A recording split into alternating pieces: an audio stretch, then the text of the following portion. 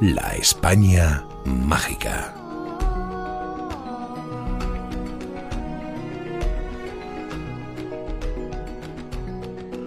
Nos vamos ahora hasta Cuenca. Allí nos esperan Miguel Ángel Linares y Seila Gutiérrez, autores del libro 50 lugares mágicos de Cuenca y directores del podcast Misterios en Viernes. Miguel Ángel, ¿qué tal? Bienvenido al Colegio Invisible. Hola Jesús, un placer estar aquí, aunque sea en verano, porque me ha quedado alguna asignatura y he tenido que venir a reforzarla, pero todo un placer.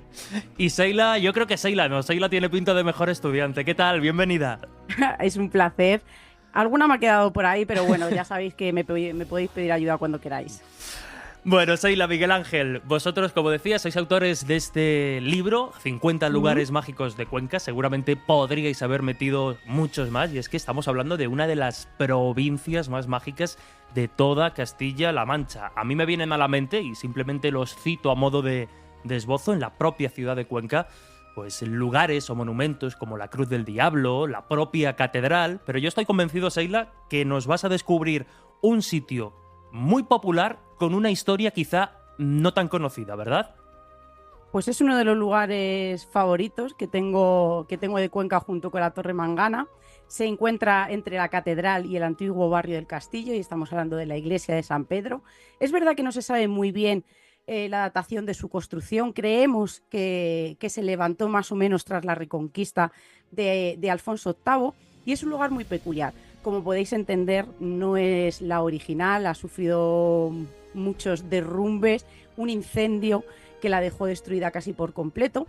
Pero lo interesante de esta iglesia, aparte de una leyenda que vamos a contar al final, es lo que podemos visitar. Arquitectónicamente es una joya, yo creo que es una de las joyas que tiene Cuenca. Algunos dicen que tenemos y podemos encontrar alguna pincelada de ese paso de los templarios también por Cuenca, pero a día de hoy podemos visitar, tras muchas remodelaciones, en una de ellas se encontraron unas tumbas antropomorfas de piedra que datan más o menos del siglo XV, que son muy curiosas porque tendrían que estar colocados los cuerpos de cúbito supino y la cabeza mirando como hacia el frente. Se pueden, como decimos, se pueden visitar en la actualidad.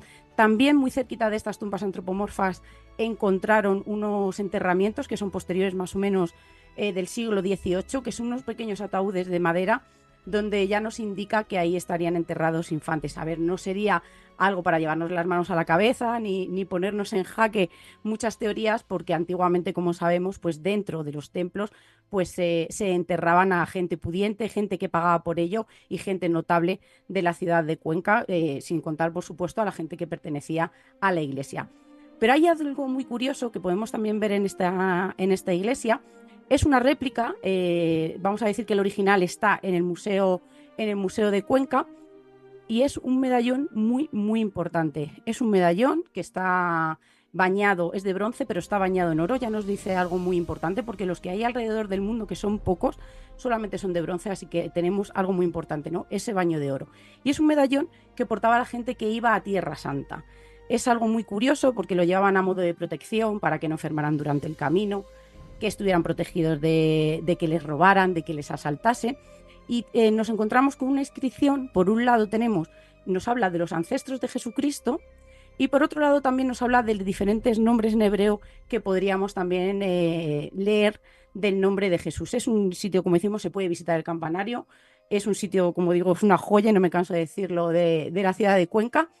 Pero hay algo muy curioso. Esta iglesia también crece con una leyenda que vamos a dejarlo entre comillas, esta palabra leyenda, porque nos encontramos en el archivo histórico con una historia que sucede más o menos también sobre el siglo XVIII en un pueblo de aquí de Cuenca que se llama Villar del Águila, donde había una mujer que se llamaba María Herraiz, y que era una mujer normal del pueblo, una mujer muy conocida. Su marido era labrador, era, como decimos, una familia a la que quería todo el mundo.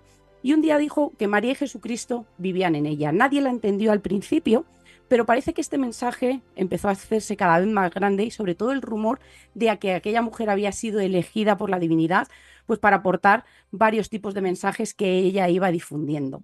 Como podéis imaginar, esto no gustó nada a la iglesia, porque María Herraiz fue incluso venerada como una auténtica santa.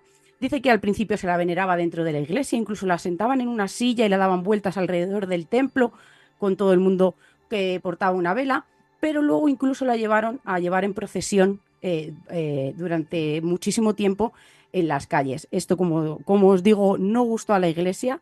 Aquel mensaje divino casi lo convirtieron en algo demoníaco y este rumor llegó incluso a la Universidad de Alcalá de Henares. Tuvo que interceder la Santa Inquisición y a María se la procesó. La pena que se le puso es que se haría una figura de cera en su honor, vamos a decirlo de alguna manera, que se la pasearía por toda la Plaza Mayor y que al final terminarían pues quemando esta figura de cera. Pero no solamente el castigo fue para María de Rain, sino todos aquellos que le habían apoyado durante todas estas procesiones. Algunos párrocos fueron exiliados, hay vecinos que fueron azotados incluso hasta 200 veces y los párrocos de los pueblos más cercanos incluso fueron exiliados a Filipinas, condenados de por vida a llevar como un hábito, como un saco que estaba hecho de arpillería durante todas las épocas del año, con unas sandalias y algo muy importante, deberían de llevar de por vida una soga al cuello que recordara el pecado que habían cometido. Y aquí es donde comienza un poco pues esa leyenda que se mezcla con la realidad, porque algunos dicen que María murió en la prisión que hay un poquito más arriba, en el es el actual archivo histórico donde estaba la cárcel de la Santa Inquisición y que no llegó a terminar el proceso de su juicio. Pero hay otras versiones que nos hablan de que realmente se construyó esa figura de cera, se la quemó y otras malas lenguas nos dicen que no, que fue la propia María de Rain a la que se la subió a un burro, se le paseó por toda la Plaza Mayor, porque hay que recordar que todos estos actos públicos era como un día de mercado en el que todo el mundo se echaba a la calle, que muchas veces estuvieron a punto de tirarla de aquel burro, de los tomatazos, incluso de las pedradas que le habían tirado, y que al final esa muñeco de cera se quemó, pero también dicen, es la otra versión, que a la que se quemó fue a la propia María de Rain, y que aquellas cenizas que fueron recogiendo poquito a poco fueron enterradas en los escalones de la iglesia de San Pedro para que todo el mundo la pisara cuando subiera y entrara al templo y para dar ejemplo de lo que podía pasar si una se salía del camino. Uf, madre mía, qué historia y qué lugar. Hablabas precisamente o terminabas el desarrollo de este lugar con esa connotación casi diabólica, ¿no? Que a tantas mujeres y a tantas personas condenó entre los siglos XV y XVIII. Podríamos un poco encajar también a esta mujer, a María, dentro de aquella persecución. Y hablando de lo diabólico, si te parece, Miguel Ángel, vámonos fuera de la ciudad de Cuenca, a tan solo unos 25 kilómetros aproximadamente, si no me equivoco, muy cerquita, a las afueras de Villalba de la Sierra, porque ahí sí que hay un lugar claramente diabólico, vamos a decirlo así. Pues sí, es un lugar diabólico, además es considerado, curiosamente, la puerta de la Serranía de Cuenca, y estamos hablando del famoso Ventano del Diablo, que se llama así porque sus formas recuerdan a una inmensa calavera que se asoma a la hoz, y desde el mirador hasta lo que es el río Júcar hay más o menos una caída de unos 100 metros, que es lo que hay más o menos también desde el parking, donde se puede aparcar el coche tranquilamente, hasta este ventano. ¿Qué nos encontramos en este lugar? Bueno, pues son 3 arcos naturales, además entramos por uno de ellos, que están esculpidos por las corrientes submarinas del antiguo mar de Tetis y luego por los años de la acción del viento, pues la erosión ha ido formando este curioso lugar. Curiosamente, Ventano es una ventana pequeña y aquí tenemos unos grandes ojos, unos grandes ventanales que nos muestran, por un lado, pues el río Júcar hacia Villalba de la Sierra y una vía ferrata, que muchas veces hay allí gente escalando, y por el otro ojo pues podemos encontrar buitreras y si somos pacientes pues podemos encontrar algún que otro buitre por allí o ciervos en la orilla del río. Además vemos cómo desciende desde el pueblo de Uña, que curiosamente también tiene leyendas relacionadas con monstruos extraños. Pero bueno, vamos a este enclave. Además se rodó en este lugar una de las escenas más míticas de la película Peppermint Frappé, dirigida por Carlos Saura, donde lanzaban un descapotable rojo al vacío que curiosamente se quedó varios años allí durante mucho tiempo oxidado. Pero bueno, vamos a ver las leyendas, ¿no? Porque se le conoce como el Ventano del Diablo. Hay muchas, hay un montón de leyendas.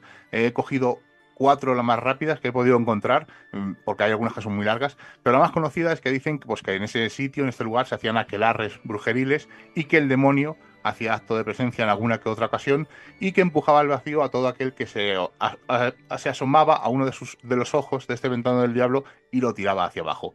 Hay otra leyenda que es menos conocida, que cuenta que un padre y su hijo fueron a cazar un día por las inmediaciones de allí de Villalba de la Sierra, y de repente pues el cielo se ennegreció y cayó una tormenta terrible, llena de rayos, relámpagos, y mientras que el padre y el hijo intentaban alcanzar el techo del ventano para refugiarse, pues un rayo se precipitó sobre el padre y le provocó la muerte. El hijo, totalmente asustado, corrió hacia Villalba de la Sierra gritando: ¡A mi padre se lo ha llevado el diablo! Y a raíz de ahí puede que sea una de las maneras que se le conoce. Pero existen más, y hay algunas menos conocidas y con una posible explicación muy curiosa. Como hemos dicho, este es un lugar mágico, ¿no? Donde brujas hacían aquelarres, pero también durante mucho tiempo se ha dicho que existe un portal que viaja al infierno directamente, y que incluso el diablo pues se asoma de vez en cuando por ese portal para observar el mundo de los vivos.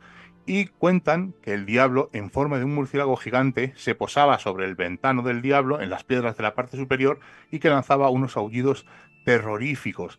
La explicación más racional, porque estos aullidos se pueden escuchar, es que cuando hay tormenta y hay mucho aire, pues el viento penetra por estas piedras, por las grietas y las cavidades de la roca, creando un efecto aterrador como que si el diablo pues gritara. Y luego hay una leyenda menos conocida, que es un poco curiosa, que se llama El Perdido, que cuenta que Juan es un joven enamorado que se decidió a adentrar en la sierra para buscar una flor muy especial para su amada, y mientras que buscaba esta flor, pues decidió acercarse al ventano del diablo. Cuando cuentan que cuando se acerca al ventano, oye una misteriosa voz que susurra su nombre, y desde lo más profundo del abismo de este río Júcar, pues este hombre se asoma intrigado y ve a una extraña figura que se le acerca y le hace un pacto. Dice: si me entregas tu alma el día que tú mueras, yo a cambio te voy a dar muchas riquezas y mucho poder. Dicen que Juan estuvo tentado a aceptar, pero no, prefirió escapar del lugar, y desde entonces nunca se la ha vuelto a ver. Debe ser que el diablo hizo alguna de sus triquiñuelas y este hombre se perdió buscando esa extraña flor. Dicen que sigue vagando, se le conoce como el Perdido, y hay algunas leyendas que dicen que incluso se la ha visto en ese coche que derrumbaron durante la película. Pero bueno, son historias y que no sabemos realmente si es cierto o no. Pero desde luego son 4 de las muchas leyendas que existen sobre este lugar mágico. Un lugar, desde luego, curioso, que va precisamente en la línea de tantos otros lugares, no solo en Castilla-La Mancha, sino en el resto de España, asociados a leyendas con el diablo. Y una curiosidad más, que yo estoy convencido que conocías, asociada a este lugar, y es esa famosa foto en la que, bueno, pues aparecen Fernando Jiménez del Oso, Lorenzo Fernández Bueno, Iker Jiménez, y esa hornada de investigadores que se hicieron una foto precisamente allí, en el ventano del diablo. Saila, Miguel Ángel, como siempre, muchísimas gracias por hacernos hoy de cicerones por los misterios, tan solo unos poquitos, de la ciudad y provincia de Cuenca. Gracias, compañeros. Hasta la próxima. Chao, un abrazo. Un abrazo. El Colegio Invisible. El periodismo de misterio ya está aquí, en Onda Cero.